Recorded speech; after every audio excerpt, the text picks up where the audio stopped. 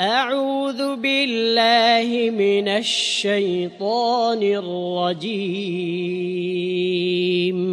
بسم الله الرحمن الرحيم.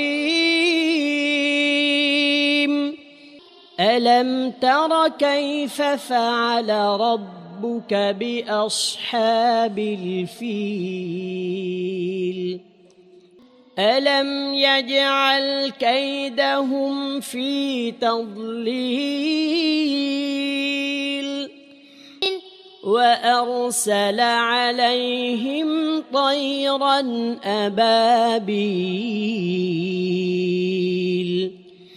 ترميهم بحجارة من سجيل فجعلهم كعصف